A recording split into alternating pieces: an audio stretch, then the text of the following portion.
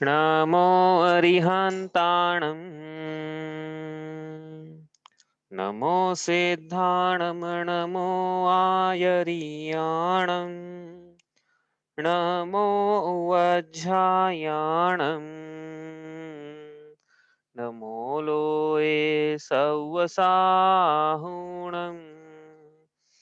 तीन भुवन में सार वीतराग विज्ञानता शिव स्वरूप शिवकार नमः त्रियोग संहारिके। पंडित श्री दुर्लत जी की अमूल्य कृति छह ढाला जी, इसकी 6 ढालों में से हमारी चल रही तीसरी ढाल। उसमें सम्यक दर्शन के अंतर्गत हमने चर्चा करी रिवीजन में 8 अंगों की। अब हम बात करेंगे 25 दोषों की। उसमें छंद नंबर चल रहा है हमारा 13वां। सो पढ़ते हैं एक बार। पिता भूप वा मातुल नृप जो होए न तो मद ठाने, मद न रूप को मद न ज्ञान को धन बल को मद भाने, तप को मदन मदन प्रभुता को करे न सो निज जाने, मद धारे तो यही दोष वसु समकित कोमल ठाने, कुगुरु कुदेव कुवृष सेवक की नहीं प्रशंस उचरे हैं, जिन मुनि जिन श्रुत बिन कुगुरादिक तिन्हे न नमन करे हैं। तो इसमें बात होगी 25 दोषों की। आप बोलोगे 17 दोषों की बात है इसमें, लेकिन 8 जो दोष है उस शंका का ऐसा लिखा ना ऊपर, इन गुण ते विपरीत दोष है उसे इनको सतत खिपावे। मतलब इन गुण से, इन अंगों से विपरीत जो दोष है उनको सम्यक दृष्टि सतत खिपाता है, मतलब उनको दूर करता है, अपने पास नहीं रखता है, दूर रखता है अपने से। तो वो 8 दोष शंका कांक्षा विचिकित्सा अनुगुहन मूल दृष्टि अवात्सल्य अस्थितिकरण अप्रभावना इस प्रकार से हो गए हैं। वो 8 दोषों के बाद अब बात करेंगे 8 मदों की। तो यहाँ लिखा ना पिता भूप, यहाँ से मद की चर्चा शुरू होती है इन पंक्तियों से। 8 मदों के नाम हैं। एग्जाम में आ जाए कि मद 8 प्रकार के मदों का उत्तर कौन कौन से, छह डाला की पंक्ति में उत्तर दो। तो ये पंक्ति लिखनी, 3 पंक्तियां लिखना पड़ेगी फिर, पिता भूप से लेके अगली तप को नमन नमज जो प्रभुता को, हाँ यहाँ तक लिखना पड़ेगा। ठीक है। तो ये इस प्रकार से 8 मतों की चर्चा इसलिए हम बोल रहे हैं, याद रखना है, क्योंकि क्या है, उत्तम मार्दव धर्म के दिन में इसकी चर्चा होती है। आप ये जब आप देखना किसी दिन, देखो आप ध्यान देना, ये होगा आपने हालांकि, लेकिन उत्तम मार्दव पर 10 लक्षण का दूसरा दिन जो रहता है उस दिन इन्हीं 8 मतों के ऊपर चर्चा होगी। देखना, हमने भी इसी इन्हीं 8 मतों पे की थी। हमने भी बोला था कि छड़ाना पड़ेगा विस्तार से। चलो हम आगे चलते हैं यहाँ से। तो मत किसे कहते हैं, तो इसके लिए हम समझते हैं मान किसे कहते हैं। मार्दव धर्म की बात आ रही ना, तो मान किसे कहते हैं। तो मार्दव स्वभावी आत्मा जब अपने स्वभाव का अवलंबन छोड़कर विपरीत रूप परिणमन करता है, तो उन कठोर परिणामों को, उन कठोरता के परिणामों को मान कषाय कहते हैं। यहाँ पे तो लेकिन मान की चर्चा नहीं, यहाँ पे तो मत की चर्चा है। तो मत किसे कहते हैं कि मान के ऐसे परिणाम जिसमें जीव स्वयं को उच्च समझकर दूसरे को नीच समझता है। तो मान कषाय और मद में अंतर क्या है फिर, कि मान कषाय में तो जीव स्वयं को उच्च समझता है, लेकिन मद में जीव स्वयं को उच्च समझते हुए दूसरे को तुच्छ समझता है, उनको हीन समझता है, उनके साथ उनका रवैया ठीक नहीं रहता है। ऐसा रहता है कि थोड़े निम्न जाति के, निम्न व्यक्ति है, जीव है। इस प्रकार से जो परिणाम रहते हैं वह कैसे परिणाम है उनके फिर, मद के परिणाम है। इस प्रकार से मद और मान में अंतर। एक तो ये हुआ, क्या कौन सा अंतर है, 2 अंतर आ जाए, मद और मान में 2 अंतर लिखो। तो ये पहला अंतर ये है क्या, कि मद मान में तो सिर्फ जीव अपने आप को बड़ा समझता है, लेकिन मद में जीव ना सिर्फ अपने आप को बड़ा समझता है बल्कि दूसरों को छोटा समझता है, न्यून हीन तुच्छ, अच्छा नहीं समझता उनको, अच्छा नहीं सोचता उनके बारे में। पहला अंतर तो है। दूसरा अंतर क्या है, वो भी इंपॉर्टेंट है, बताया भी था भैया ने एक दिन, देखो मैंने पूछा था, उन्होंने बताया भी था, तो वो आए नहीं अभी आज। वो उन्होंने बताया, बोले कि देखो मान मद में तो क्या होता है, मद यदि जीव को पाया जा रहा है इसका मतलब वो सम्यक दृष्टि नहीं है, लेकिन मान कषाय के उदय में भी जीव सम्यक दृष्टि हो सकता है।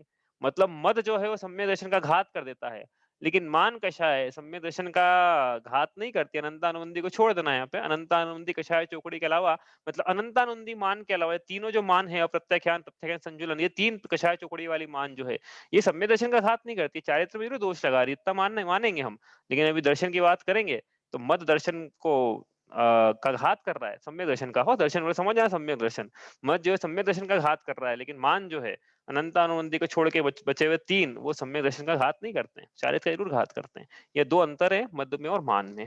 अब ये जो जीव मत कर रहा है ना, अपने आप को बड़ा समझता है, दूसरों को बड़ा नीचे समझता है, तो इसका कुछ ना कुछ आधार होता है। भी किस बेसिस पे अपने आप को बड़ा मानते हो?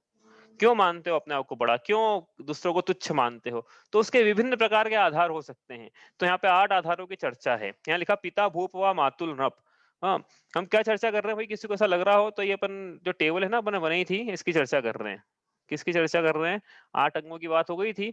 25 फिर वसुमत तारी निवारी त्रिशता ऐसा लिखा था ना, वसुमत टारी। तो वसुमत 8 प्रकार के 25 दोषों से रहित रहता है। तो 25 दोष कौन कौन से हैं? तो उसमें वसु मद, 8 प्रकार के मद, 3 प्रकार की मूर्ता, 6 प्रकार के अनायतन और 8 प्रकार के शंकादि दोष। सबसे राइट में शंकादि दोष लिखे वो तो जो अंग है उनके विपरीत उनकी चर्चा हो गई है। अब हम जो सबसे लेफ्ट में है 8 प्रकार के मद, उनकी चर्चा कर रहे हैं। ठीक है, ये चर्चा चल रही है हमारी। ठीक है, तो ये 8 प्रकार के मदों में सबसे पहला मद जो ये 8 प्रकार के मद बोल रहे हैं ना, तो मद के आधार है ये। ठीक है, तो ये सबसे पहला आधार क्या है कि हमारा वंश, हमारा कुल, हमारे पिताजी, हमारे दादाजी, हमारी पितृक लाइनेज जो है, हेरिडिटरी जो है पितृक, वो बड़ी है, वो उच्च कुलीन है। और तुम्हारी तो बहुत है ही नहीं, तुम तो कहाँ लगते हो हमारे आगे। इस प्रकार के जो विचार चल रहे हैं, यह क्या है? ये कुल मद है। जीव अपने कुल के कारण स्वयं को, कि हमारे पिताजी राजा हैं, उदाहरण के लिए यहाँ लिखा पिता भूप। भूप का मतलब राजा, कि पिताजी राजा हैं हमारे। तो हम वो राजा हैं, तो जीव मानता है कि मैं खुद ही राजा हूँ। जैसे पिताजी प्राइम मिनिस्टर, तो जीव माने मैं खुद प्राइम मिनिस्टर। तो ये पिताजी एमएलए है, एमपी है। बहुत सारे केसेस पढ़े ना अपन, ऐसे आते रहते हैं पेपर में कि वो एमपी के, तो क्यों अपने आप को ही बड़ा मानता है कि मेरे पिताजी एमपी हैं, तो मैं उनसे बड़ा वाला एमपी हूँ। भले वो कुछ नहीं हो, कोई जानता नहीं हो उसको। बहुत सारे केसेस हुए ऐसे, होते रहते हैं। तो क्या है, ये सब मत चल रहा है कि हमारे पिताजी किसी उच्च इस प्रकार से किसी परंपरा को बिलोंग करते हैं, तो हम इसलिए बड़े हैं। किस लिए बड़े हैं? कि हमारे पिताजी, हमारे दादाजी, हमारे परदादाजी बड़े थे। या तो एक प्रकार का मत ये हुआ कुल का मत, और दूसरा लिखा मातुल नृप। मातुल मतलब मामा, नृप मतलब राजा वापस से। तो राजा के 2 सिनोनिम्स हो गए, एक भ्रूप और एक नृप। तो माता मामा जी क्या हमारे राजा है। मामा जी, मातुल लिखा है तो मातुल परिवार मतलब मम्मी की जो लाइन है, मम्मी की जो माता माता मातृ पक्ष का जो परिवार रहता है, नाना लेना, उसमें जो जितने भी हैं उसमें, वो सब तो वो राजा हैं। इस प्रकार से इसकी यदि वो राजा हैं वो तो ठीक है भाई, वो राजा हैं वो ठीक है, लेकिन तुम क्या हो? वही हम बोले हमारे मामा नाना, हमारे मामा ऐसे, हमारे मामा ऐसे, हमारे मामा राजा हैं, मामा प्राइम मिनिस्टर हैं। तुम बोल रहे हो मामा जी क्या बोल रहे हो तुम्हारे बारे में? तो सुनो, तुमको भांजा मान भी रहे हैं कि नहीं मान रहे? अब ये बोले जा रहा है। ये वो मामा से तो पूछो जाके कि वो तुमको क्या समझ रहा है। लेकिन ये उसको क्या मत है इसको अपना कि बताना है लोगों को। तो इस प्रकार से क्या है कि विचार तो नहीं करता ये, और अपने आप को बड़ा मानता है कि बस उसको आधार चाहिए बस मत का। एक्चुअली क्या है, जीव में इतनी मान कषाय की इतनी तीव्रता है, मत की तीव्रता है, इसको आधार नहीं भी हो तो बनाता है, ढूंढता है कि किस आधार पे हम अपने आप को बड़ा माने और दूसरों को तुच्छ माने, और प्रसन्न हो कि वाह हम कितने बड़े हैं। भले अभिव्यक्त नहीं करे अपने मत को, लेकिन अंदर ही अंदर बहुत प्रसन्न होता है जीव कि हम बड़े हैं दूसरों से। दूसरों का ऐसा कुछ नहीं आता है, कुछ नहीं इनके पास, ना कुल है, ना जाति है, और ना आगे आगे की चीजें वो है। तो इस प्रकार से इसको कुल का मत और जाति का मत रहता है। यदि ये रहता है तो इसका मतलब वो सम्यक दृष्टि नहीं है, और जो सम्यक दृष्टि के मत होता है, इसका मतलब उसमें दोष लग गया है, हटाना पड़ेगा, नहीं तो मल बन जाएगा। नहीं हटाया तो अतिचार, उसको नहीं हटाया तो अनाचार, ऐसा बोलने वाले हैं आज आगे। तो इस प्रकार से उसको हटाना पड़ेगा। तो लेकिन स्टार्टिंग में यदि सम्यक दृष्टि के इस प्रकार से मत यदि हो गया शुरू शुरू में, तो होते से उसका सम्यक दर्शन भंग हो गया ऐसा नहीं है। हाँ, लेकिन यदि उसने नहीं हटाया, इसके बारे में विचार नहीं किया, तो वो भंग हो जाएगा। ठीक है, और उसको मजा आने लगा उसको। तो भंगी हो गया वो तो फिर, है ना? इस प्रकार से क्या है, कुल का मद और जाति का मद, 2 मद हुए। और आगे देखिए अपन, अच्छा इनका अपन पहले विचार कर लेते हैं भाई कि ये जीव क्या, कि इसकी प्रवृत्ति कैसी रहती है। तो प्रवृत्ति ऐसी रहती है, बस जहाँ भी जाता है कुल लोगों की जाति पूछता रहता है, लोगों का कुल, लोगों का सरनेम देखेगा, कौन सी जाति के हैं, कौन से कुल के हैं, कौन से परिवार, कौन से खानदान के, कौन से घराने के हैं, पिताजी क्या करते हैं इनके, कौन से शहर के हैं। हाँ, ये इस प्रकार से ढूंढने की कोशिश करता है कि कुछ भी एक पॉइंट मिले जिसने अपना बड़प्पन सिद्ध हो। तो इस प्रकार की अलग अलग चीजें वो प्रवृत्ति करता है, जहाँ भी जाता है इस प्रकार चीजें ढूंढता है कि हम बड़े हैं, हमारे दादाजी ऐसे थे, जमींदार थे वो, तुम्हारे दादाजी क्या थे। इस प्रकार से इसकी प्रवृत्ति रहती है। तो क्या विचार करके सम्यक दृष्टि को मद नहीं होता है कुल का और जाति का? अनेक प्रकार के विचार चलते हैं भैया। क्या विचार है उदाहरण के लिए कि भई ये जो कुल है, जाति क्या अनादिकाल से चली आ रही थी क्या मेरी? क्या अनंत काल तक रहेगी क्या? हाँ? और जिस कुल और जाति का मुझे हो रहा है घमंड, मद हो रहा है, जो करने लायक नहीं है यदि मद हो रहा है तो वो कुल और जाति में तो कितने ही जीव जो थे उन्होंने गलत काम भी किए हैं। तो फिर कुल बदनाम भी तो हुआ है। ऐसा थोड़ी है कि भई कुल अच्छे कुल का नाम हमेशा प्रकाशित ही हुआ है, कुल बदनाम भी हुआ है। और यदि कुल मेरा ऐसा उच्च कुल में उत्पन्न हुआ हूँ, तो मैं जैसे कुलीन वर्ग के जैसे कार्य रहते हैं ना, जो कुलाचार रहता है, उसका पालन करना चाहिए फिर मुझे। तो कुलाचार यदि पालन नहीं कर रहा हूँ मैं, मेरा तो कुछ नियम संयम नहीं है मेरे जीवन में। हाँ, भगवान के दर्शन का भी ठिकाना नहीं पड़ रहा है उदाहरण के लिए। जैसे हमारे कुल में रोज सुबह उठ के अभिषेक होता है भगवान का, यदि वो नहीं कर रहे हैं हम, तो फिर हमारा काय का कुल, काय का कुलाचार, फिर काय का कुल का मत? भाई कुल का मत तो उन्हें होगा ना कि जो कुलाचार का पालन कर रहे हैं कि हमारा कुल देखो कितना महान है। हमारे यहाँ मुनिराजों के आहार होते हैं हमारे कुल में, जिनके नहीं होते वो क्या मत कर लेगा फिर? जो नहीं कर रहा है, जो नहीं करवा रहा है आहार, काय का मत, फिर उसे काय का बड़प्पन?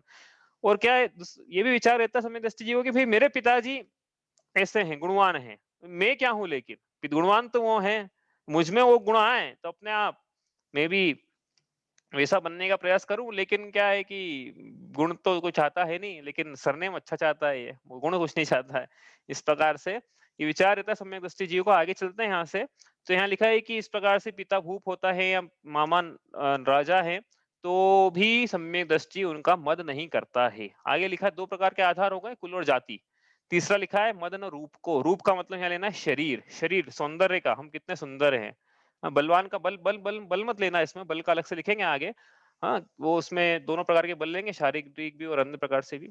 लेकिन यहाँ पे रूप में कि हमारा शरीर कितना अच्छा है। तो ये अच्छा है मतलब क्या है? शरीर अच्छा है मतलब क्या? चमड़ी का रंग अच्छा है उदाहरण के लिए, या थोड़े-से नाक नक्शे अच्छे हैं, ब ब उनकी परिभाषा क्या है अच्छों की, मेरे को आज तक समझ में नहीं आया वैसे, कि इसके नाक नक्शे अच्छे मतलब क्या? इसका मतलब क्या होता है? फेस कट्स अच्छे मतलब क्या है उसका? और गालों में डिंपल पड़ता है तो उससे मतलब क्या हो गया? हाँ, हमारे 50 जगह गड्ढे पड़ जाएँगे तो अच्छा हो जाएगा क्या? मतलब ये मुझे समझ में नहीं आया, लेकिन ठीक है, अपन एक चीज़ तो लेकिन मान के चलते हैं कि हाँ, जैसा कि गोरा रंग जगत में अच्छा माना जाता है। तो इस प्रकार कोई गोरा हो गया और अपने आप को फिर वो रूप का मत करने लगे कि मुझसे ये मुझे ऐसा, तो संसार में कोई रूपवान है ही नहीं। तो जहाँ भी जाएगा वो क्या करेगा? पहली बात तो यदि उसको रूप का मद है, ज़रूरी नहीं कि वो रूपवान हो। जो कुरूप व्यक्ति है उसको भी अपना रूप का मद हो सकता है। तो वो यदि ऐसा है और रूपवान तो है नहीं वो, अब वो लोगों के बीच में जाएगा, उसकी प्रवृत्ति कैसी रहेगी सबसे पहले? कि भाई सबसे पहले वो खूब लीपापोती करेगा, करेगी, दोनों में लगाना है इसको कि वो उसके बिना जगत में जा नहीं सकता, क्योंकि उसको तो दिखाना ही हुआ है ना कितना रूपवान हूँ। उसके वस्त्र, उसके आभूषण, उसकी चीजें, उसका श्रृंगार, 1-1 2-2 घंटे तक कांच के सामने जब तक नहीं बैठेगा दिन भर, नहीं बैठेगी दिन भर, तब तक काम नहीं चलेगा। हर चीज मतलब हर हर कोई भी नया सौंदर्य प्रसाधन आ जाए तो नया सौंदर्य प्रसाधन होना चाहिए घर में। इस प्रकार की मतलब जहाँ भी जाए वो ये ढूँढे कि ये कलर कहाँ से लिया, इसका ये कलर कहाँ है, ये कैसे लिया, वो कैसे करा। यही प्रवृत्ति चलती रहती है और जहाँ भी जाएगा वो क्या है, लोगों का रूप देखेगा अपने आप और अपने आप को बड़ा रूपवान मान के प्रसन्न होगा कि वाह! इनके तो सर पे बाल ही नहीं है, मेरे तो कितने अच्छे बाल इस उम्र में भी है, इनके सफेद बाल हो गए, मेरे तो काले ही हैं। इनके दाँत टूट गए, मेरे तो अभी भी हैं। इनके तो ऐसा है, मेरा तो इनके तो चेचक के दाग हैं, इनके तो फोड़े फुंसी से निकल गए, इनके सफेद धब्बे पड़ गए, हमारे तो नहीं है। इस प्रकार से अपना रूप में मस्त रहेगा वो।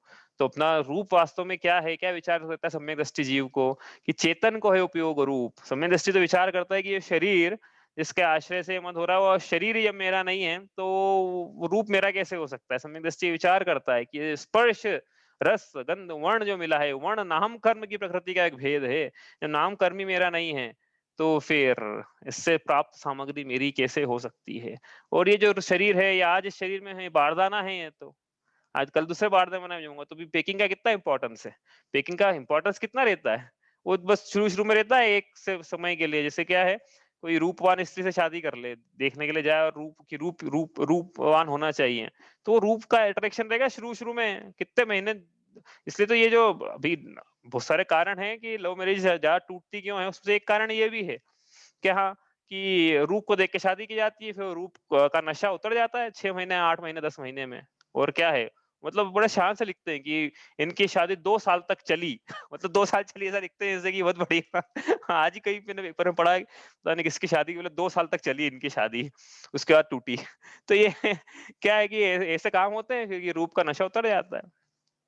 तो इस जीव को क्या दिखता है लेकिन कि रूप, तो ये सम्यक दृष्टि विचार क्या करता है, अपन तो उसकी चर्चा कर रहे हैं कि सम्यक दृष्टि के विचार करता है कि दीपे चाम चादर मणि हाड़ पिंजरा दे भीतर या सम जगत में और नहीं घिन गए, जिसके श्रृंगारों में मेरा यह महंगा जीवन घुल जाता, अत्यंत अशुचि जड़ काया से इस चेतन का कैसा नाता, ऊपर अमल मल भर्यो भीतर कौन विधि घट शुचि कहे।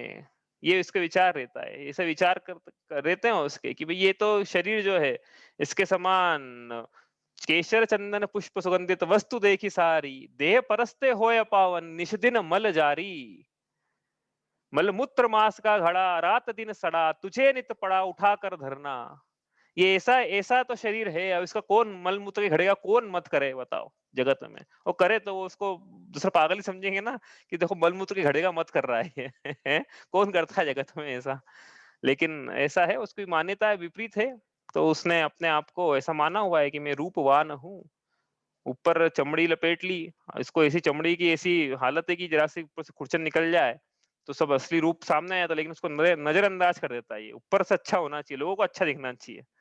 ऐसा है, भले गुणों की बात ही नहीं है, गुणों का शरीर की बात भी कर ले, शरीर भी सप्त धातुमय है, गुणों की तो चर्चा ही नहीं कर रहे हैं अभी कि भाई ये आत्मा के गुणों की प्रशंसा होना चाहिए कि शरीर की रूप की प्रशंसा होना चाहिए। तो ये क्या है सम्यक दृष्टि, लेकिन ऐसे विचार करता है, कैसे विचार करता है कि भाई ये जो रूप है मेरा तो चैतन्य रूप है और ये शरीर का रूप मेरा नहीं है, वो पहले भी ऐसा नहीं था, अनादिकाल तक ऐसा नहीं रहेगा, वर्तमान काल में भी जो 20 एक साल तक ये रूप मान लो रहता भी है तो वो भी स्नेह स्नेह श्रियंते शरीर जीर्ण शीर्ण अवस्था को प्राप्त होते चले जाता है। और अभी कुछ रोग का उदय आ जाए, सब कुछ सही चले, 3 उपवास कर ले जीव, फिर देखो 3 उपवास भी नहीं कर रहे, कुछ इष्ट वियोग हो जाए, फिर देखो मुंह कैसा लटकता है। हाँ, तो ये तो सब टेम्परेरी चीजें हैं, जीव टेम्परेरी चीजों में आसक्त हो रहा, परमानेंट अपने चैतन्य स्वरूप को भुला रहा है, इससे ज्यादा अज्ञानता क्या होगी संसार में। लेकिन नहीं, इसको तो क्या है, उसको प्रसन्न होने के लिए बहाने चाहिए, तो बहाने ढूंढता है, तो मेरे पास क्या बहाना, आज का क्या बहाना है मेरा कि मैं रूपवान हूँ, ये दूसरों को देख के मैं प्रसन्न होता हूँ, मेरे घर में काम करने वाले आते हैं ना तो उनको देख के मैं प्रसन्न होता हूँ कि अरे इनके कैसे काले कलूटे हैं ये, हमें देखो कितना रूपवान हूँ, ये प्रसन्न हो रहा है उनको देख के, उनको बहाने, इसको ये चाहिए मतलब प्रसन्नता के लिए।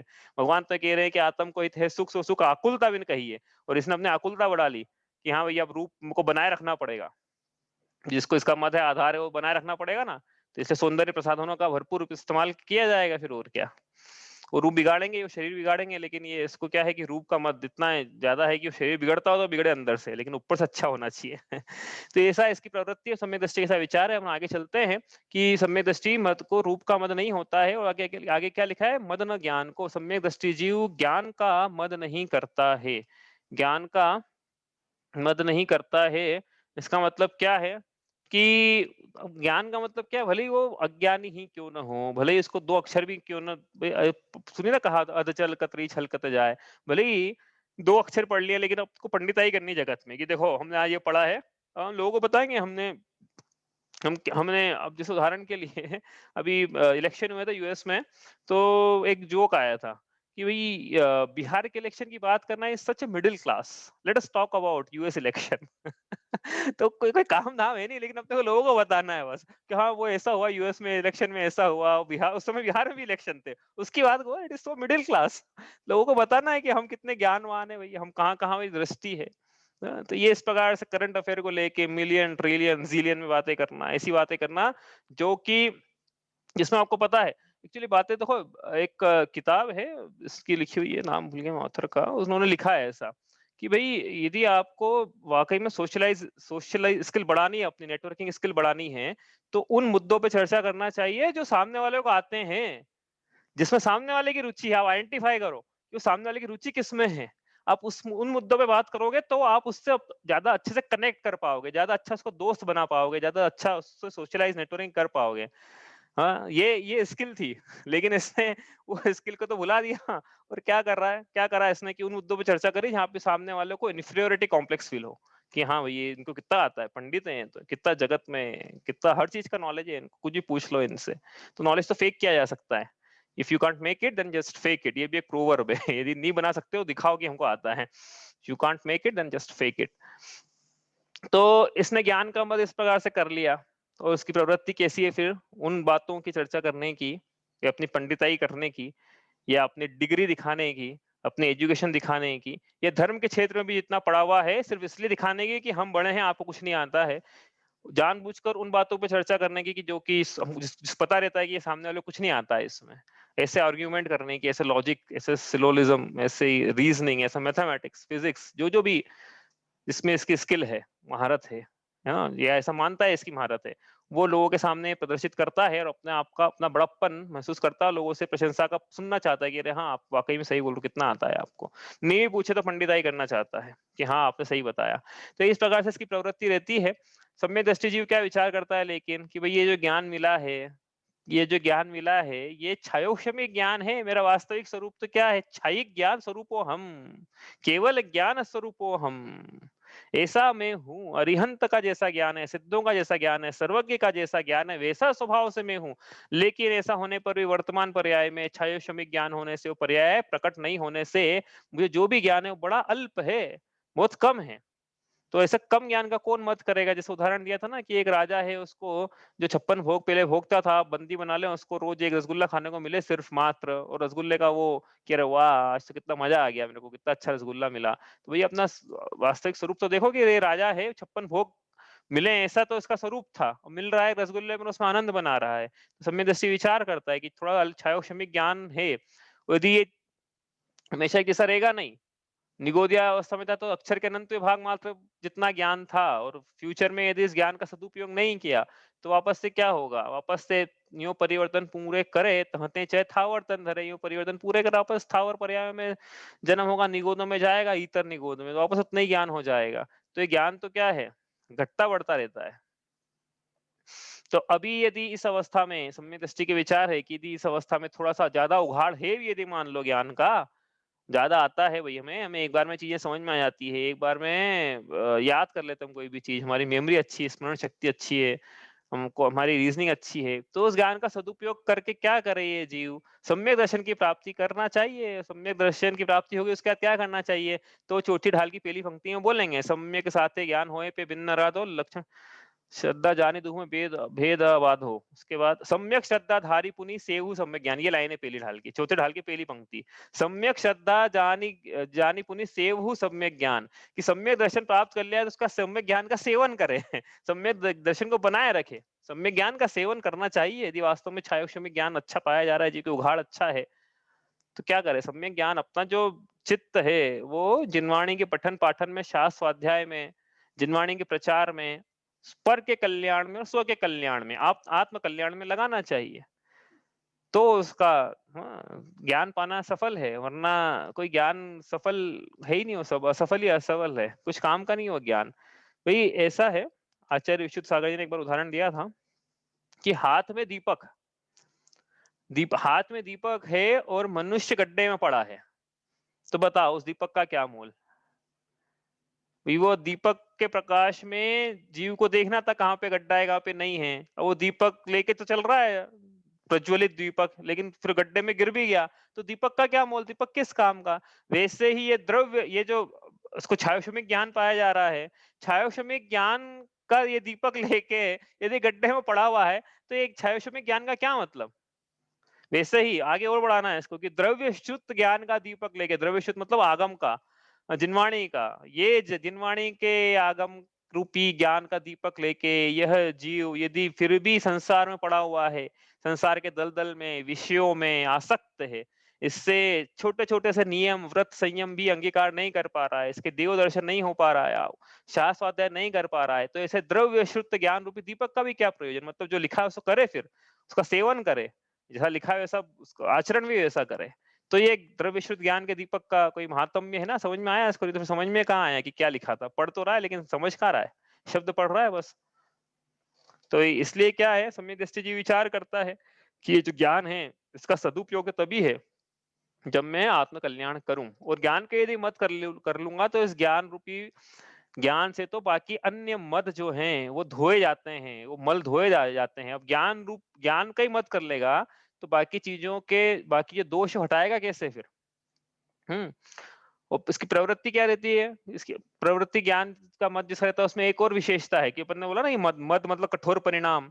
तो जिसको ज्ञान का मत है उसके परिणाम और बहुत ज्यादा कठोर, इतने कठोर हो जाते हैं कि अपने आगे ये मुनि राजों तक को भी नहीं गिनता, उनकी गलतियां निकालने पहुंच जाएगा, आचार्यों तक को, पंडितों को, कोई भी आ जाएंगे पंडित मंदिर में तो चलो गलतियाँ नहीं मतलब बोलेगा नहीं लेकिन मन में विचार करेगा, चलो इनकी बोलते-बोलते गलती निकालेगा। हम अपन कैसे बोलते हैं, अपने प्रवचन कैसे रहते हैं और उनके प्रवचन कैसे रहते हैं, वहीं बैठे-बैठे कंपैरिज़न कर लेगा। कि हाँ, कि हम बोलते तो ऐसा बोलते हैं इसको। तो ये इसके क्या पाया जा रहा है, कंपैरिज़न पाया जा रहा है। कुछ पूछना है क्या? इस प्रकार इसकी प्रवृत्ति रहती है। चलो, ये हो गया। अब तो मतलब कठोर परिणाम पाए जाते हैं इसलिए ज्ञान का मद जीव के रहे तो उसके सब नई चीज़ें सीखने की संभावना खत्म हो जाती है। उसको अपनी बताना हमको कितना आता है, दूसरों की थोड़ी सुनना है।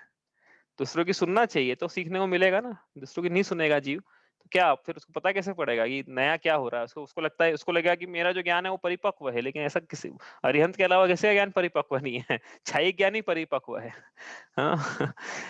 चलो आगे चलते हैं यहाँ से। इसके बाद धन का मद और बल का मद भी सम्यक दृष्टि जीव नहीं करता है। धन का मद मतलब क्या है? जो उसके पास संपन्नता है, ऐश्वर्य है, धन है, जमीन, जायदाद, रुपया, पैसा, जो लौकिक संपत्ति है, परिग्रह जोड़ा है, घर अच्छा बनाया, महल आलीशान, तो उसका वो मत करेगा कि ये देखो मेरे पास कितना अच्छा धन है। किसी के पास ही संसार है, बाकियों को तो क्या दरिद्र ही मानेगा।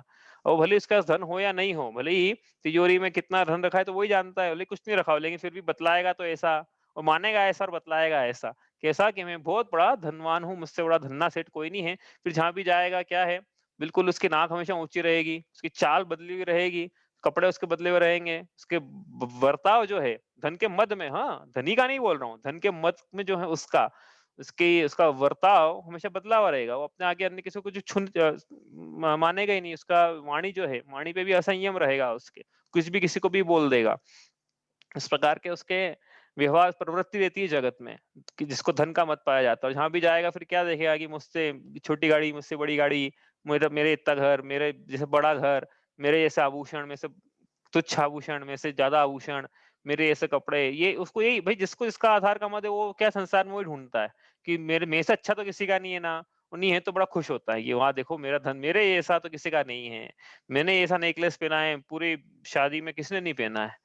हाँ, जो कोई नया-नया कोई नेकलेस पहन लेगा तो क्या है शादी में क्या देखेगा वो जाके, कोई नया नेकलेस पहन ले यदि 10-12 लाख 15 लाख इतने 20-1 लाख का, तो शादी में जाके क्या देखेगा कि मेरे से 20 लाख से ज्यादा किसी का नहीं है। देखो कितना धनी हूँ मैं।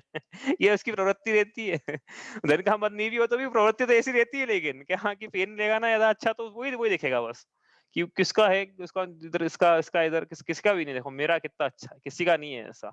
मैं कितना सुंदर हूँ, ऐसा ऐसा विवाह में कोई सुंदर ही नहीं है, मैं कितनी सुंदर दिखती हूँ, ऐसा कोई दिखते ही नहीं है। वो बोल भी दे कदाचित कि देखो मेरे ऐसा सुंदर तो कोई दिखता ही नहीं है, पूरी पूरी पूरे आयोजन में देख लो।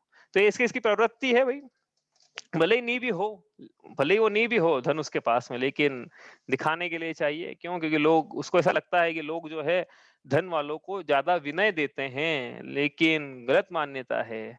जो सब कुछ छोड़ के बैठे हैं वो तो सम्राट हैं। जो छोड़ के बैठे हैं, 3 लोक के इंद्र उनकी पूजा कर रहे हैं, अरिहंत हैं, सिद्ध हैं, आचार्य, उपाध्याय, साधु। तिल तुष्ट मात्र भी धन नहीं है उनके पास लौकिक, लेकिन इसकी मान्यता उल्टी है कि मद है ना, इसको मद है तो मिथ्या दृष्टि है, तो इसको ऐसा ऐसा मान रखा है, ऐसा परिग्रह अच्छा है। सम्यक दृष्टि जी विचार करता है, लेकिन यही जो हमने बताया कि भाई परिग्रह तो पाप है, परिग्रह में इसके दलदल से निकलना चाहता हूँ। जैसे उस दिन उदाहरण दिया था ना, एक कफ में पड़ी हुई मक्खी कफ से निकलना चाहती है, कफ में रहना उसको अच्छा नहीं लग रहा है।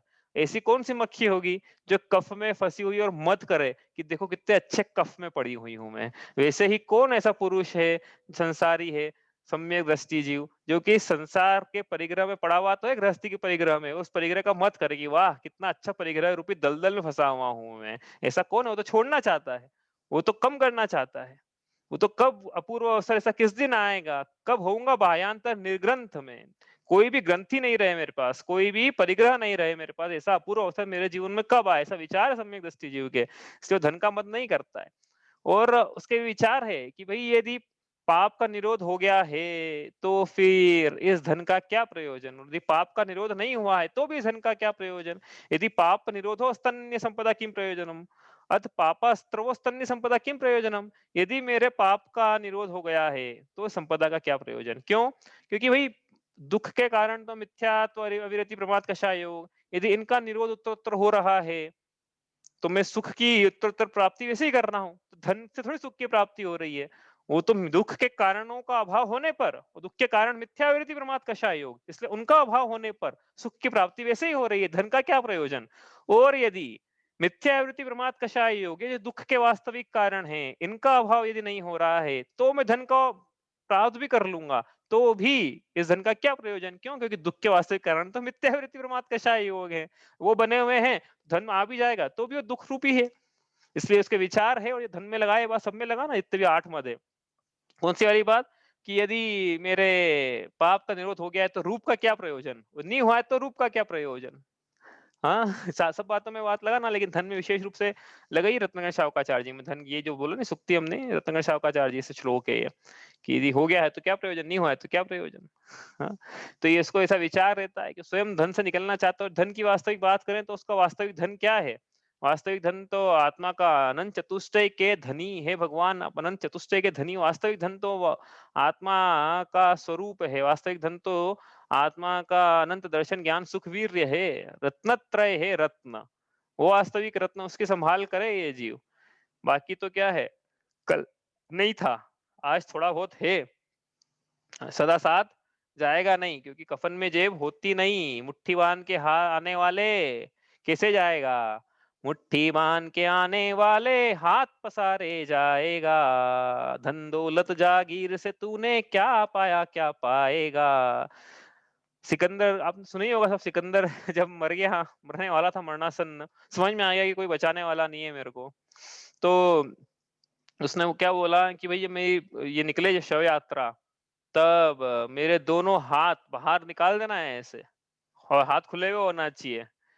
क्यों, लोगों ने पूछा, तब तो उसने बताया कि ताकि लोगों को समझ में आ जाए कि सिकंदर क्या है, अलेक्जेंडर इसको बोलते हैं अपन, अलेक्जेंडर द ग्रेट, ग्रेट तो नहीं बोलेंगे हाँ, लेकिन हाँ अलेक्जेंडर। वो वो उसने जीवन भर क्या है, आक्रमण किए, भारत पे भी आक्रमण किया, इधर उधर सब संपत्ति जोड़ी, लेकिन मरण के समय तो मुट्ठी बांध के आया था, लेकिन हाथ पसारे जा रहा है अलेक्जेंडर भी। तो ये इसके विचार है सम्यक दृष्टि, कुछ भी आने वाला नहीं है साथ में। वास्तव में जाने वाला वास्तविक धन जो है वो सम्यक दर्शन और सम्यक ज्ञान रूपी धन है। ये कैरी फॉरवर्ड होते हैं। तो इन्वेस्टमेंट करे तो इस पे करे तो समझदार, ये तो काहे का समझदार फिर। क्या ये कैरी, सम्यक दर्शन कैरी फॉरवर्ड होता है, सम्यक चारित्र नहीं होता है कैरी फॉरवर्ड। लेकिन हाँ, सम्यक दर्शन और सम्यक ज्ञान तो अगले भव में कैरी फॉरवर्ड हो जाएगा।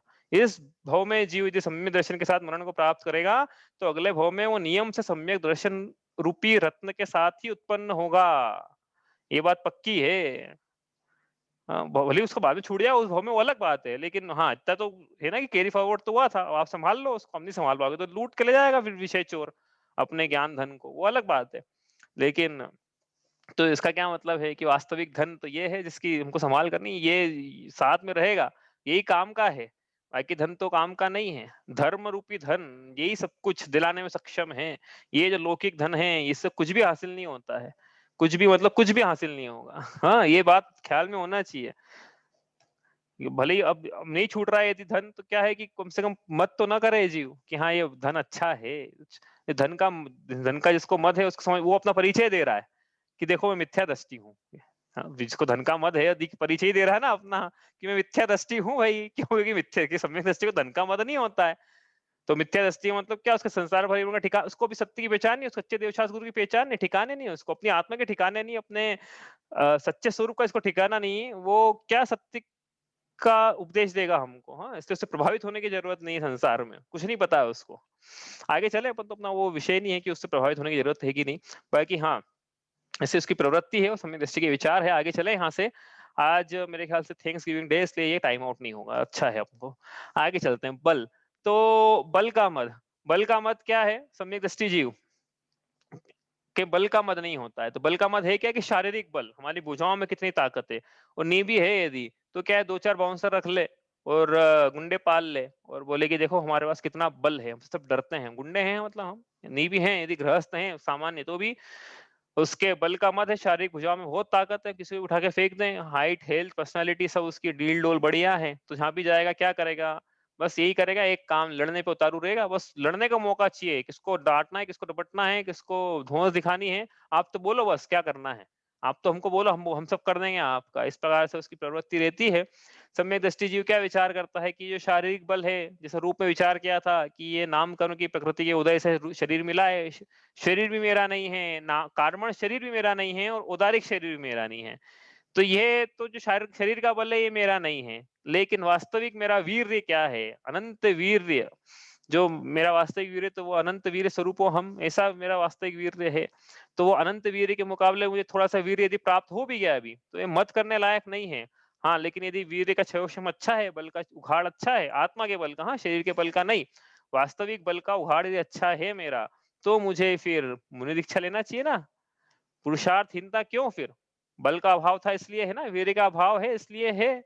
तो जीव मुनि दीक्षा नहीं ले रहा है तो कम से कम अणुव्रत अंगीकार करे गृहस्थ में, वो भी नहीं कर रहा है कम से कम सम्यक दर्शन की प्राप्ति तो करके तप धारण करे, उपवास करे, व्रत करे।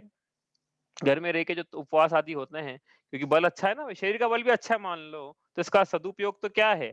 धर्म की रक्षा करने में इसका उपयोग करे, साधर्मियों की रक्षा करने में इसका उपयोग करे, मुनिराजों की रक्षा या तीर्थ स्थानों की रक्षा करने में, हर प्रकार के धन बल आदि का उपयोग उसमें करे, तो सार्थक है। ये सम्यक दृष्टि का विचार है, वरना तो ये क्या है, बल कल नहीं था, कब हूँ आप भयो बलहीन, सबल नहीं कभी खायो अतिथि नहीं, पढ़कर आए थे हम। तो कभी भी ये बलहीन हो जाएगा, इसका क्या भरोसा शारीरिक बल का। कितनी बार ये निर्बलों द्वारा खाया गया, कौन? मैं स्वयं जीव, ये स्वयं। हाँ, जब जीव बोले तो लगा लेना शरीर में उसको, हाँ, अनुपचरित सद्व्यवहार होने से। नहीं तो आप बोलोगे जीव कैसे खाया गया, वो बात बोलने में ऐसी आएगी कि जीव खाया गया, लेकिन वो अनुपचरित असद्भुत व्यवहार नए से शरीर को हम, शरीर का स्वामी हम जीव को बोल रहे हैं, तो शरीर और जीव एक होगा जैसे। ऐसा इस अपेक्षा से कथन होते हैं, वो जिनवाणी की कथन शैली ऐसी ही भैया, हाँ, नए से लगाने सारे वचन, जब क्या बोला जा रहा है उसका क्या अर्थ निकलना है। चलो यहाँ से आगे चले, 6 प्रकार के मद हो गए हैं, आप कुछ पूछना है तो आप पूछ लेना। यहाँ से आगे चले हम। तप को न मद न मदजु प्रभुता को। 2 मद और बच गए हैं, तप का मद और प्रभुता का मद। तप किसे कहते हैं? इच्छाओं के निरोध स्वरूप, जो स्वरूप इच्छाओं के निरोध के लिए जो स्वरूप में प्रतिपन्न होता है, उसे तप कहते हैं। रोकी न चाह निज शक्ति खोए, मतलब इच्छाओं का निरोध करना। रोकी न चाह ऐसा लिखा था ना, निज शक्ति खोए, तो इच्छाओं का निरोध और अपने निज शक्ति अपने स्वरूप में प्रतिपन्न, स्वरूप का ध्यान, स्वरूप में लीनता, ये वास्तविक तप है। तप की परिभाषा तो ये है। अब ये जो मिथ्या दृष्टि है, इसका काय का तप? मिथ्या दृष्टि की बात चल रही है ना यहाँ पे, हालांकि बात पढ़ रहे हैं सम्यक दर्शन में दोष, लेकिन बात मिथ्या दृष्टि में भी चल रही है यहाँ पे, कि मिथ्या दृष्टि के जो भी तप है वो सब बाल तप हैं, कोई तप की संज्ञा नहीं। कोटि जन्म तप तपे, पंक्ति आएगी आगे, कितने ही भले ही जीव मुनिदीक्षा क्यों ना अंगीकार कर ले मिथ्या दर्शन के साथ में, तो भी वो सारे तप जो हैं, उनकी तपस्वी की जो अवस्था है वो सब बाल तप की संज्ञा पाएगी। नौ ग्रह की प्राप्ति जरूर करा देगी, लेकिन संसार के परिभ्रमण को काटने में सक्षम नहीं हो पाएगी। उसके लिए तो सक्षम सिर्फ एकमात्र उपाय, सम्यक दर्शन की प्राप्ति। सम्यक दर्शन आगे लिखा भी है ना, या बिन ज्ञान चरित्र सम्यकता न लहे। तो इसके बिना सम्यक चरित्र अंगीकार कर भी ले जीव बहिरंग में, तो भी वो यथार्थ निश्चय सम्यक चरित्र नहीं कहलाएगा। क्यों? क्योंकि सम्यक दर्शन नहीं है ना जीव के। सम्यक तो ये जो मिथ्या दृष्टि जीव की जितने भी तप है सब बाल तप की संज्ञा है। हमने पढ़ के आए ऊपर से, बाल तप से देवायु का भी आश्रय होता है, तो होता है ना, बिल्कुल। 9 ग्रह में जीव गया है, अनंत बार गया है, तो कोई सम्यक दर्शन के साथ थोड़ी गया है, मिथ्या दर्शन के साथ ही गया है। मुनिराज ही आते हैं वहां पे, मतलब जीव ने अनंत बार मुनि दीक्षा धारण करी है हम सबने, लेकिन मिथ्या दर्शन के साथ करी है, तो उसका फल तो यह हुआ कि वो बाल तप से पुण्य का इतना आश्रय हुआ कि देवायु तो मिल गई, लेकिन फिर क्या हुआ उसके बाद? जो हुआ दिख रहा है सामने। संसार परिभ्रमण का अंत नहीं हुआ, अभी भी जहां जाते हैं वहां रच जाते हैं, यही हो रहा है। आगे चले यहाँ, तो तप को मद, तो जीव जो है तप का मत करता है, मतलब क्या है कि मुझसे बड़ा तपस्वी कोई नहीं है, मैं एक उपवास कर सकता हूँ, 2 कर सकता हूँ, 3 कर सकता हूँ, मासोपवासी हूँ, सिंह निष्क्रणित उपवास मैंने किया जो संसार में अभी तक बहुत कम लोग कर पाए हैं। ऐसे उसको तप का हो सकता है बहुमानी मद हो जाए। बहुमान तो क्या पॉजिटिव शब्द पर लोग बोलने लग गए आजकल, लेकिन हाँ मद हो जाए, तो उसको तप का मत पाया जा रहा है। और अपन क्या है, गृहस्थों में लगाएं इस बात को, तो गृहस्थों में कैसे तप हो सकता है कि भाई तप हो गया, प्रवृत्ति कैसी इसकी, फिर मंदिर जाएगा, लोगों से पूछेगा भैया क्या करा, कितने उपवास करे पर्यूषण में, अष्टानिका में कितने करे, अष्टमी चौदस का कितने उपवास करे, हमने तो इतने करे। बस तो ये है कि आपने इतने ही करे, बस, और हमने तो इतने करे, हमने तो एक बार ऐसा किया था, एक बार वैसा किया था। तो उससे पूछे अपन, यदि मतलब मैं किसी को बता नहीं रहा, मजाक नहीं उड़ा रहा, लेकिन उससे पूछे कि तप की परिभाषा क्या है, उपवास किसे कहते हैं। हाँ, विषय कषाय और आहार, इसके त्याग को उपवास क्या है, शेष को तो गुरु ने लंघन कहा है, ऐसा मोक्ष में प्रकाश में लिखा है, उन्होंने कहीं से कोट किया है। ये गाथा। विषय कषाय आहार का त्याग होना चाहिए, लेकिन जीव ने क्या करा, सिर्फ आहार का त्याग करा और विषय कषाय तो उल्टे बढ़ा लिए। क्या बढ़ा लिए कि तप के फल के बदले मुझे पुण्य का आश्रय होगा, जिससे फ्यूचर में मुझे विषयों की प्राप्ति होगी, और वर्तमान में तप के कारण मुझे समाज में मान मिलेगा, ऐसा उसको लोभ है, और नहीं मिले तो क्रोध है, और नहीं तो मायाचारी के परिणाम चल ही रहे ना कि ऐसा उल्टा काम कर रहा है। चारों कषाय चल रही है। तो न विषय का, न कषाय का त्याग है, सिर्फ आहार का त्याग है। इसको शुद्ध हिंदी में भूखे मरना कहते हैं, कि भूखे मरा हो और कुछ नहीं करा उसने, क्योंकि सम्यक दर्शन पूर्वक नहीं करेगा तो उसका ये सम्यक ज्ञान पूर्वक या विचार नहीं करेगा थोड़ा बहुत भी, तो फिर क्या है, आहार का त्याग मात्र से तप की संज्ञा, उपवास की संज्ञा नहीं है। आत्मा के समीप वास करना, इसे उपवास का देखो बहुत सारे मतलब निकाल लिए उपवास का तप के अपन आज है, वो तो चर्चा अपन आगे करेंगे छठी ढाल में। लेकिन वो अभी ख्याल में आ रहा तो मैं बोल रहा हूँ कि इतने सारे उसके ये होना चाहिए उपवास में। लेकिन जीव ने क्या करा, जीव ने इच्छाओं का जिससे निरोध होता है वो करके नई इच्छाएं कर ली। तो इच्छाओं का निरोध कहाँ हुआ, नई इच्छाएं क्या कर ली कि समाज में मुझे सम्मान मिलेगा, और लोगों को अब क्या तुच्छ बोलने का मौका मिल गया ना भाई, कि ये तुच्छ हैं भाई, हमने 3 करे। भले ही बोले नहीं, अंतर में माने ऐसे कि हमसे बड़ा हमारी कॉलोनी में किसने नहीं करे, हमारी गली में, हमारे मंदिर में, हमारे समाज में, हमारे सिटी में किसने नहीं करा ऐसा जैसा हमने किया। तो इसको ऐसा मत हो जाए। ये तो उपवास की बात हुई, लेकिन क्या है, तब में हम सामान्य क्रियाएं भी लगाई थी उस दिन। जैसे उदाहरण के लिए, किसने भाई, किसने 12 घंटे का उपवास करते ना रोज, रोज 12 घंटे का, जिनके चारों प्रकार के आहार का त्याग है रात्रि में, उनके रोज 12 घंटे का उपवास है।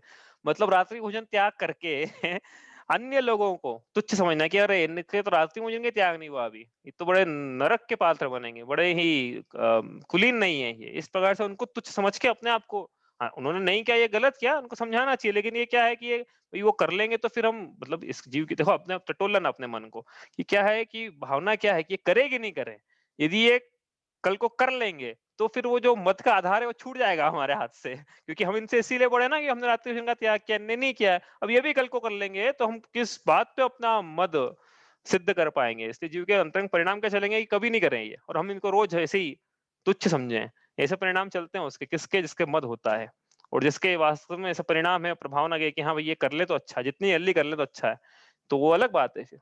लेकिन ये जो मद पाया जा रहा है जिसके इस प्रकार का, उसके परिणाम अलग प्रकार के, अलग जाति के हैं। वो मत का आधार बनाए रखना चाहता है। कोई अभिषेक करने नहीं जाता है, तो कोई जीव अभिषेक करने सिर्फ इसलिए जा रहा है कि हम नहीं जाएंगे तो फिर हम अपने आप को बड़ा कैसे के बताएंगे समाज में। हमारे हमारे यहाँ सब्जी वाले से लेके सब, मतलब मैं अपनी बता रहा हूँ, सब्जी वाला भी जानता है मेरे को कि भैया रोज जाते हैं, आज भी कल बात हुई उससे, तो अच्छा आप वही हो ना जो रोज पूजा करने आते हो। मतलब वो तो वो अपन नहीं जाएंगे, कोई बोले कि हम नहीं जाएं तो पहचाने कैसे अपने को इस कारण से। तो वो फिर मतलब आधार क्या हो गया उसका, आधार इच्छाओं की वृद्धि हो गई। तो ये जो तप है, ये तप नहीं है, फिर ये बाल तप है। ये सब क्रियाएं जो है, ये सब ख्याति लाभ पूजा दी चाह करी धरे विविध विध देह दाह आत्म अनात्म के ज्ञान ही ने जे जे करनी तन करन छीन, इस प्रकार की क्रियाएं हैं। इसलिए सब छोड़ने लायक है। सम्यक दृष्टि जी विचार करता है कि इच्छाओं का निरोध ही वास्तव में तप है, मैं नई इच्छाएं न कर लूं, और मेरा तप तो तभी काम का है जब निर्जरा का कारण बने। और वास्तव में तप तो तपस्वियों के होता है। तप किसके होता है, तपस्वी, तपस्वी किसे कहते हैं, जिनके सभी प्रकार के आरंभ और सभी प्रकार के परिग्रह का त्याग होता है, उसे तपस्वी कहते हैं। तो ये में जो गृहस्थ है, में से बड़े बड़े तपस्वी हैं भाई, मुनिराज हैं, उपाध्याय हैं, आचार्य, इनकी तो रोज 23.5 घंटे का उपवास रोज का है इनका, अपना काय का है। इनके रोज स्वाध्याय है, इनके रोज प्रतिक्रमण है, इनके रोज प्रत्याख्यान है, इनके रोज ध्यान है, इनके रोज सामायिक है। हमारे क्या है, वास्तव में तपस्वी तो वो है, फिर हम मत किस बात का करें, फिर किस बात का आधार है।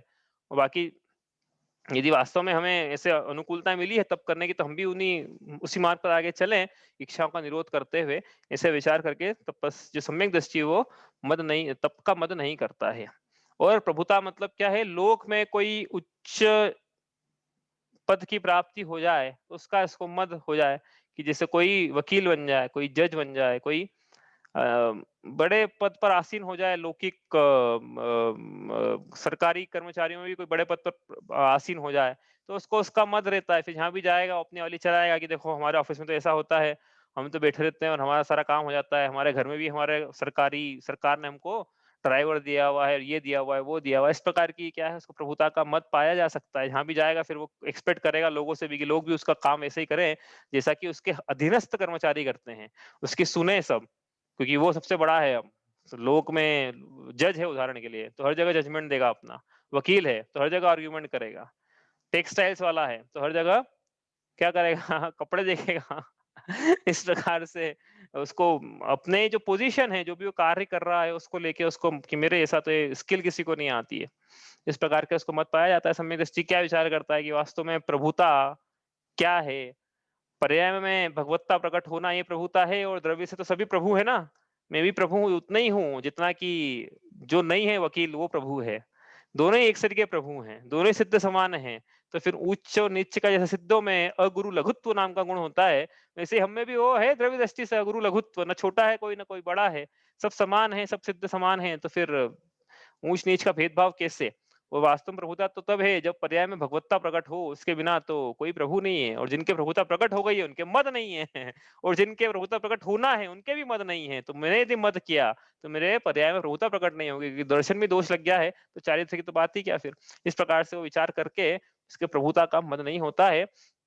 जो इस प्रकार का मत वो सम्यक दृष्टि मत नहीं करता है, क्योंकि उसको अपनी आत्मा में रुचि है, अपनी आत्मा में दृष्टि है, सच्चे स्वरूप का, सच्चे तत्व का उसको ख्याल है। और यदि मत धारण करता है तो आगे लिखा है मत धारे तो यही दोष संकित को मल ठाने। यदि मत धारण करता है तो यही जो दोष अपन ने गिनाए हैं वो गिनाएंगे 25 के 25 दोष, ये सम्यक दर्शन में मल की उत्पत्ति करते हैं। फिर मल मतलब एक बार जैसे प्रवृत्ति हुई इसमें तो मल हुआ, आगे बढ़ा जीव, उसको नहीं हटाया, तो दोष हुआ। उसको और नहीं हटाया, उसमें रुचने लगा उसको थोड़ा-सा, तो अतिचार हुआ। और बार-बार उसमें प्रवृत्ति करने लगा, तो वो अनाचार हुआ, मतलब वो भंगी हो गया। फिर इस प्रकार से वो है मल, दोष, अतिचार, अनाचार। अ, अतिचार और अनाचार में अंतर स्पष्ट मिलता है कि अतिचार मतलब व्रतों का एक देश भंग होना, और अनाचार मतलब व्रतों का सर्वदेश भंग होना। पूरी तरह से व्रत भंग हो जाए, मतलब जिसकी जो विवक्षा है यदि पूरी तरह से वो भंग हो जाए तो अनाचार है, भंग ही हो गया। अब तो उसका एग्जिस्टेंस, अस्तित्व समाप्त हो गया। और अतिचार की वजह अभी अस्तित्व समाप्त नहीं हुआ, एक देश ही भंग हुआ है। अभी पेच वर्क हो सकता है, पेबंद लग सकता है, रिपेयरिंग हो सकती है, रेस्टोरेशन हो सकता है, रेनोवेशन हो सकता है। अभी स्कोप है, अभी डिमोलिशन नहीं हुआ है पूरा। तो अनाचार डिमोलिशन है, और अतिचार जो है वो पार्शियल डिमोलिशन है, या पार्शियल टूट फूट है। ठीक है, इस प्रकार से हमने करे हैं 8 मद। आपको कोई प्रश्न है तो आप पूछ लो, वरना आप आगे चलते हैं यहाँ से। इसके बाद आएगी चर्चा 6 अनायतनों की और 3 मूर्ताओं की। कोई प्रश्न है क्या? ये हमने विस्तार से किया था, इसको थोड़ा शॉर्ट में लिया। अब चलो आगे चलते हैं यहाँ से। अब बात करें किसकी?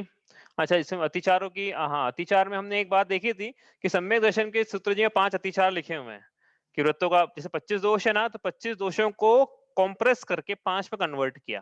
क्योंकि अभी जब 12 व्रत पढ़ेंगे और लेखना 13 चीज पढ़ेंगे ना, 65 अतिचार पढ़ेंगे ना जब चौथी ढाल में, तो सम्यक दर्शन के भी 5 है, तो इसको मिला के 70 हो जाएगी टोटल चीजें। 70 हर चीज के 5-5 अतिचार आचार्य ने करे हैं। तो सम्यक दर्शन के 25 दोष थे, तो उन 25 को भी कॉम्प्रेस करके 5 अत्याचारों में कन्वर्ट किया है। तो उसमें जो मुख्य बातें जो ली है, जिसमें बाकी चीजें गर्भित हो गई है, वो देखो कितना समझ में आएगा यहाँ से कि मुख्यता क्या चाहिए सम्यक दर्शन में, दोष न लगे, सम्यक दर्शन प्रकट हो उसके लिए। तो जिनेन्द्र भगवान के वचनों में शंका यदि है तो अतिचार मतलब सम्यक दर्शन नहीं हो पाएगा। धर्म धारण करके धर्म के फल के बदले में संसारी सुखों की कामना है तो अतिचार मतलब सम्यक दर्शन प्रकट नहीं हो पाएगा। धर्म ऐसा है वैसा है, मुनिराजों का शरीर ऐसा है वैसा है, तो उससे अरुचि, खेद, ग्लानि या विचिकित्सा के परिणाम हो रहे हैं मुनिराजों के शरीर से या धर्म के जिन भगवान के वचनों से, तो सम्यक दर्शन प्रकट नहीं हो पाएगा। और आगे देखो, अन्य दृष्टि प्रशंसा और अन्य दृष्टि संस्तव, मतलब जीव को नास्तिक मती या अन्य मतावलंबी, एकांतवादी, जिनके मूल में हिंसा है, वो दर्शन अच्छे लग रहे हैं, या अनध्यवसाय है, अज्ञान है, तो इसके सम्यक दर्शन प्रकट नहीं होगा। ये इसका इसलिए मतलब 5 अतिचार इन्होंने आचार्यों ने 25 के 5 में कन्वर्ट किए हैं। ठीक है, इस प्रकार से ये हुए हैं 8 शंकादि दोष और 8 मद। अब बात करें हम यहाँ से अनायतनों की। अनायतन किसे कहते हैं? तो पंक्ति लिखिए, कुगुरु कुदेव कुवृष सेवक की नहीं प्रश्न पूछ रहे हैं। सम्यक दृष्टि जीव कुगुरु कुदेव और कुवृष और इनके सेवक, मतलब 6 बातें हो गई टोटल, है ना। कुगुरु सेवक, कुदेव सेवक और कुरश सेवक, ये भी लगाना साथ में। इन छयों की प्रशंसा नहीं उचरता है। प्रशंसा नहीं उचरता, इसको अपन थोड़ा गुण कर दिया था इस विषय को, क्योंकि प्रशंसा नहीं उचरता ये अपन लिया था, इसको मूल दृष्टि दोष में लेंगे हम। तो अनायतन क्या है फिर? अनायतन मतलब क्या होता है? जो आयतन मतलब होता है धर्म का आयतन का मतलब होता है स्थान, लेकिन यहाँ पे चर्चा धर्म की चल रही है, इसलिए आयतन का मतलब यहाँ लेंगे धर्म का स्थान। तो अनायतन मतलब क्या है? जो धर्म के स्थान नहीं है, तो जो कुधर्म के स्थान है या जो अधर्म के स्थान है, मूलतः यहाँ पे कुधर्म के स्थान लेना है, तो कुधर्म के स्थान वो अनायतन हुए। तो ऐसे कौन कौन से कुधर्म के स्थान है जो कि सुख मतलब कुधर्म मतलब जो सच्चे सुख के स्थान नहीं है? तो कुगुरु, कुदेव, कुधर्म, कुगुरु सेवक, कुदेव सेवक और कुधर्म के सेवक, यह अनायतन है, सच्चे सुख के स्थान नहीं है। तो दोष कैसे लगता है अनायतन सेवन का सम्यक दृष्टि जीव के, या मिथ्या दृष्टि है तो उसके भी कैसे लगेगा ये? अनायतन का सेवन कैसे करता है वो? तो भाई ऐसा है कि उस वो श्रद्धानी नहीं है इनका। किसका? सम्यक दृष्टि जीव की बात करें तो श्रद्धानी नहीं है वो, कुगुरु, कुदेव, कुधर्म का श्रद्धानी वो नहीं है, न ही उनकी अनुमोदना कर रहा है। हम्म। और नहीं इसमें मूर्ता पाई जा रही है उसके, तो फिर क्या पाया जा रहा है कि भाई वो सम्यक दृष्टि जीव क्या है, वो उनके संपर्क में है, कुगुरु के संपर्क में है। जैसे क्या है कि धर्म का नाम नहीं लूंगा मैं, एक था रिलीजन अभी भी है मतलब, उसमें एक ध्यान की विधि चली, विपाशना विधि, पता होगा बहुत से लोगों को विपाशना। तो अब क्या है कि इसको ध्यान करना है, इसको ध्यान करना है। तो अब ये श्रद्धानी तो जैन धर्म का ही है, लेकिन वो विपासना वालों के पास जा रहा है और ध्यान सीख रहा है, तो क्या हो रहा है, इसको कुधर्म के एकांत क्षणिकवादियों के अनायतनों के सेवन का इसको दोष लग रहा है। ऐसा जब हुआ ना, तब ये आचार्य मुनिश्री वीर सागर जी हैं, उन्होंने बोला कि आपको वहां जाने की जरूरत नहीं है, हम स्वयं ही ध्यान जैन धर्म में शुरू करते हैं। फिर उन्होंने ध्यान की पद्धति जो जैन आगम में लिखी हुई थी, रूपस्थ और पिंडस्थ ध्यान, उन्होंने शुरू की वो पद्धति, मतलब बढ़ाई उसको, शुरू की मतलब उसी को आगे प्रचारित किया। तो लोगों ने फिर वहां जाना, विपासना में जाना बंद करके जैन धर्म से जुड़े फिर कि हाँ भैया हमारे यहाँ भी ध्यान है और उनसे अच्छा है। तो यदि जा रहा है लेकिन योग सीखने जा रहा है गुरुओं के पास में, तो भाई वो उन गुरु को भले ही माने नहीं, लेकिन धीरे धीरे क्या है, एक्चुअली क्यों उसको दोष बोल रहे हैं कि भाई आज तो ये मान नहीं रहा है, लेकिन रोज रोज जाएगा ना, रोज इसको बताया जाएगा कि दो दूनी पांच होते हैं, दो दूनी पांच होते हैं, तो एक दिन ऐसा आएगा और ये बोलेगा कि हाँ दो दूनी पांच ही होते हैं। इसलिए क्या है कि बच के रहना है, अपने को जीव को बच के रहना है, तो क्या है कि गलत मानना शुरू कर देगा ये।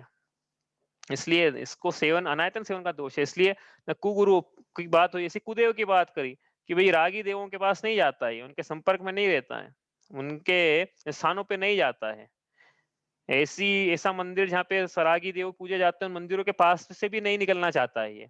उनकी मंदिरों के अंदर तो दूर की बात है, भले ही वो आर्किटेक्चर देखने हैं या कुछ और किसी कारण से, लेकिन किसी ने बुलाया वहां पे, तो भी ये यदि जा रहा है तो अनायतन का दोष है, इसको जाना नहीं चाहता ये, जो दोष है अनायतन सेवन का।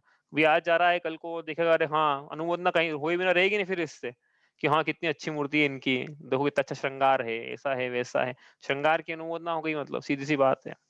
तो ये इस प्रकार से जो रत्नत्रय से श्रृंगारित थे उनकी अनुमोदना छोड़ के, जो आभूषणों से श्रृंगार रहा है, जिन्होंने जिन्होंने रत्नत्रय रूपी आभूषण है वास्तव में जैसा जगत में, लेकिन उनकी अनुमोदना नहीं छोड़कर इन्होंने इनकी अनुमोदना करी, तो इसके अनुमोदना का दोष हो जाएगा धीरे धीरे। अभी तो नहीं हुआ है, लेकिन धीरे धीरे जाएगा रेगुलरली, तो हुए भी ना रहेगा भी नहीं फिर वो।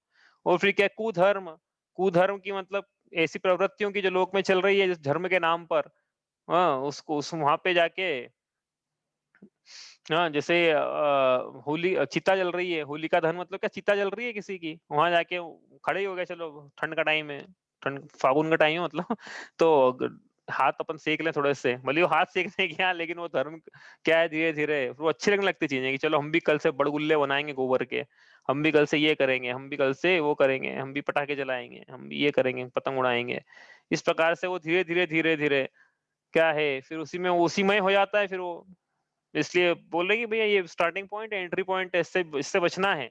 जब तक जीव के क्षयिक सम्यक दर्शन प्रकट नहीं होना, तब तक तो बचना ही है कम से कम, क्योंकि वो क्षयिक सम्यक दर्शन पलट जाएगा कभी भी, मिथ्यात्व का समय, मिथ्यात्व का उदय आएगा, कभी भी आ जाएगा वो, गुण स्थान गिरा देगा, तीसरे ले जाएगा, फिर वो तीसरे से सीधे फिर चौथे में आ गए ठीक, नहीं तो फिर पहला ही मुंह फाड़ के खड़ा ही है वो, तो क्या आ जाओ हम तो सब कुछ हिल लेते हैं।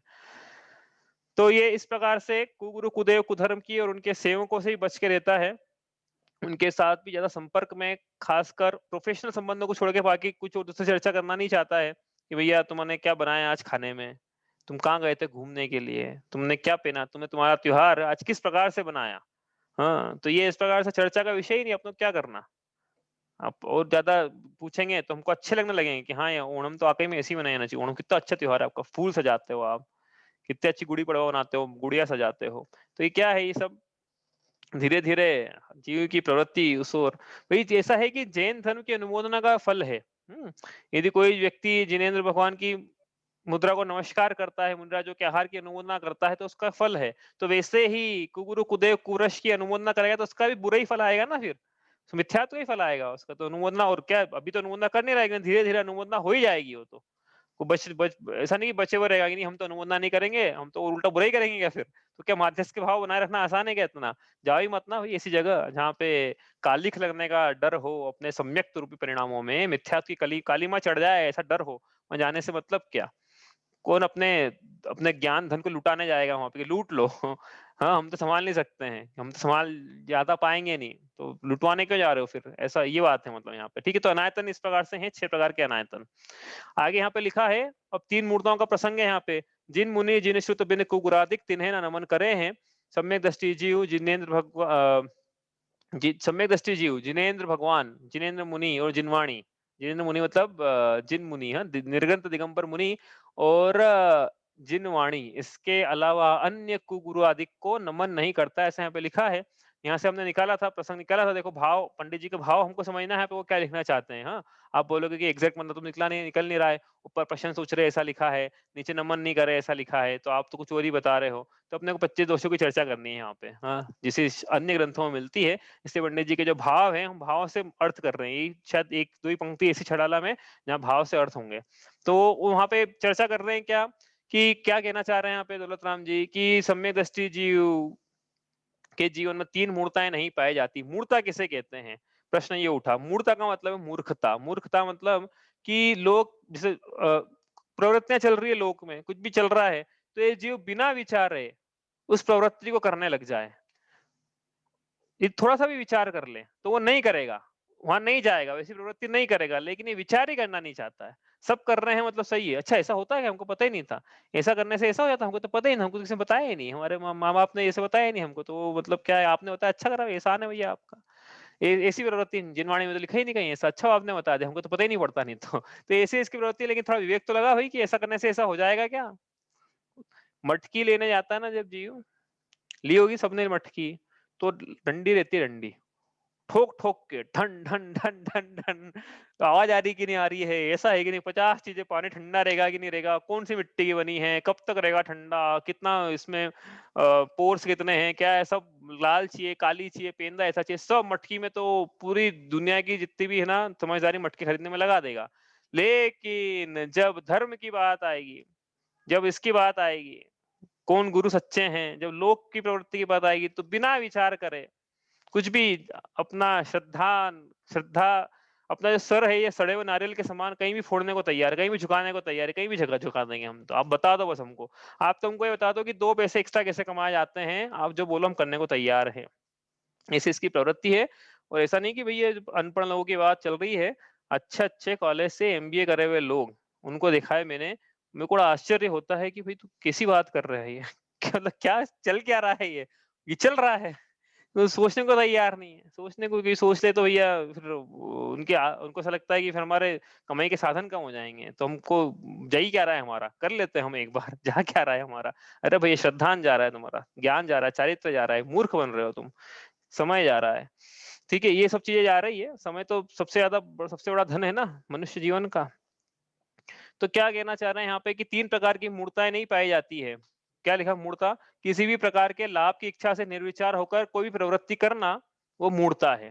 कि कोई भी लाभ की इच्छा, कोई भी लाभ हो, वो धर्म का हो, धन का हो, प्रभुता का हो, कोई भी लाभ हो, उसकी इच्छा से कोई निर्बुद्धि होके विचार ही नहीं करना कि ऐसा करने से ऐसा वास्तव में होता है कि नहीं होता जैसा बताया जा रहा है, तो उसको वो मुड़ता है। तो अपन उदाहरण से समझेंगे, तो उस दिन भी समझा था तो जल्दी समझ में आया था, जैसे लोक मुड़ता है।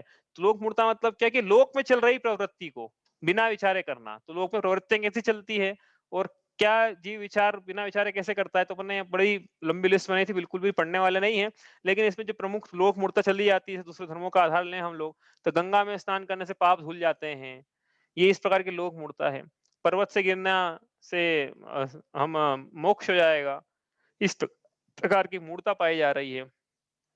या जो उसके पत्थर के ढेर लगा लें, तो उससे कुछ हमारा घर जल्दी बन जाएगा, इस प्रकार की मूर्ता। और अपने और लिस्ट बनी थी यहाँ पे, काफी सारी मूर्ता है, तो बहुत छोटी लिस्ट है, देखा जाए ना तो बहुत छोटी लिस्ट है ये। वन वही आज वापस विचार करें ना, तो जितनी लिखी उतनी वापस निकल जाएगी।